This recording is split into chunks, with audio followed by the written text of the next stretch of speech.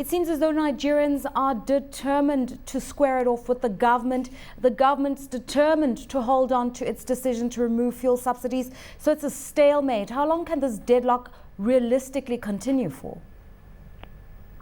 Well, good afternoon, madam, and thank you for having me on. I frankly don't know, and I don't think that my commission is in the business of knowing. The reason I'm asking you this is because the economy is at a grind. The volatility of the situation is so sensitive right now. People are already talking about a revolution in Nigeria.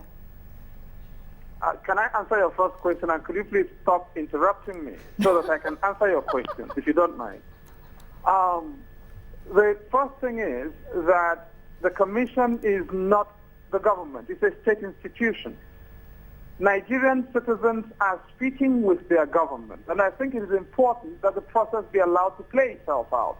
What the commission is there to do is to try and hold the line and guarantee that people can do that safely, do that in a manner that ensures that their government hears, and do it in a manner that enables resolution to take place. And 5 years ago in Nigeria, you would not have been able to have this kind of effusion, this kind of thing happening. Lots of blood would have been on the street.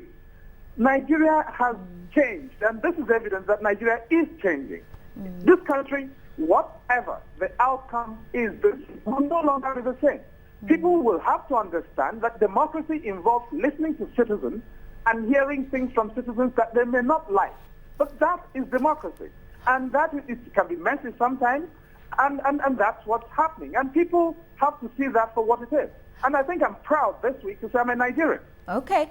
Now, please answer us this. These are fuel subsidies. It's an economic issue, some people would argue, but it's taken on a governance dimension, a huge comment on corruption in Nigeria, and some would say a human rights dimension if you're just looking at access to basic social goods. Why is that? Because Nigeria did an election in 2011 in which a new demographic showed up on the politics of the country. These are young people who have seen the rest of the world, who desire a life for themselves, and who want the country to work for them. So these demonstrations in Nigeria, in my assessment as a citizen of Nigeria, have become a trigger for a wider demand for government to deliver to citizens in the manner of a compact between citizens and government. People are not just protesting about the fixing of prices of petrol anymore. Yeah. They are protesting to get a government that they can call their own. That is the essence of democracy. And that's why I say I'm proud to be a Nigerian this week, because it's a different country. It's a new country. Now, this issue has become quite clouded and complicated by other issues. Just before the removal of this fuel subsidy was the very horrid tensions and violence over religious differences in the north of the country. It's now taking on another component. It seems as though the fuel subsidies has allowed or added another dimension to a very complicated social and political environment in Nigeria. Why is that? This is an opportunity for Nigeria to reinvent itself. That's what is happening this week.